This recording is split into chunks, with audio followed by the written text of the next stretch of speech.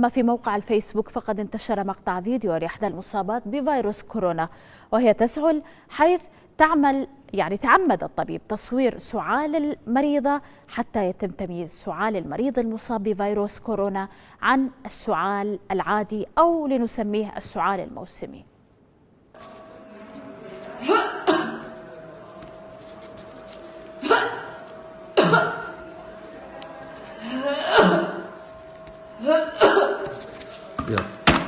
سریع سرم آمپول بزن تا تموم شد و بیا تو بگم. ببر بخوام